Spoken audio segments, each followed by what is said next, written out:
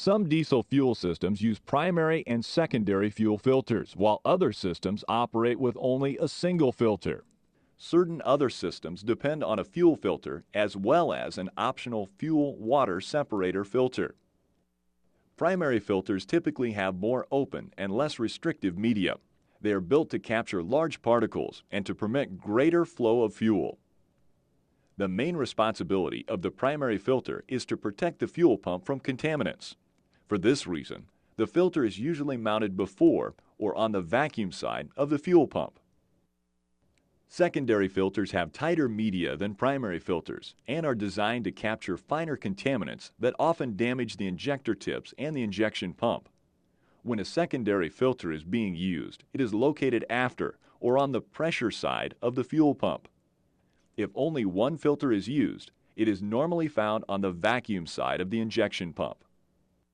While optional on many systems, some engine manufacturers require the use of fuel-water separators, which serve the same purpose as primary and secondary fuel filters.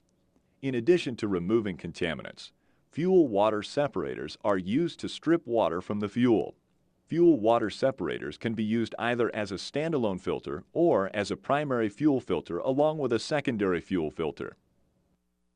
The Hastings Dahl fuel-water separators offer an additional line of defense for applications where significant amounts of water need to be removed. These units use a three-step process to remove water and contaminants.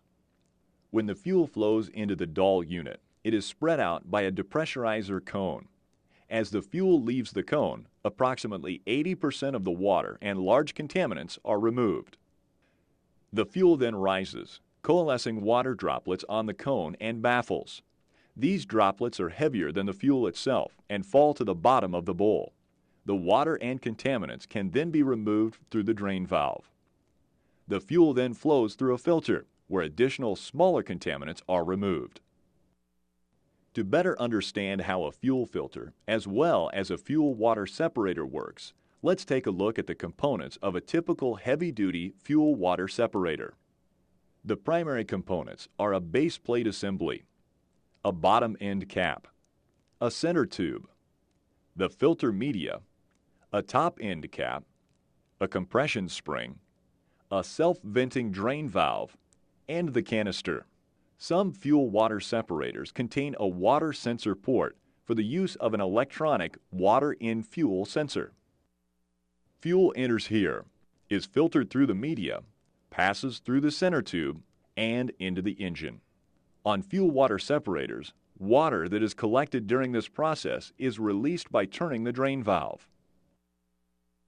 To ensure quality fuel filtration, Hastings utilizes industry-standard test procedures to determine efficiency, the removal of contaminants, capacity, the storing of removed contaminants, and flow rate, the ability to move fluid through the filter.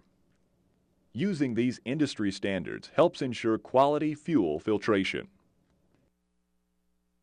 The various test procedures used include the SAE J905 for life and efficiency, the SAE J1985 for single-pass efficiency, the SAE J1488 for water removal, and the ISO 19438 for particle removing efficiency by size.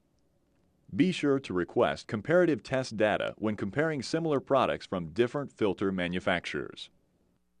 When choosing a fuel filter, consideration must be given to the filter's efficiency as it relates to its capacity. A filter with high efficiency often means reduced capacity because the media is more restrictive to flow. The life of the fuel filter will be shorter because it captures smaller contaminants.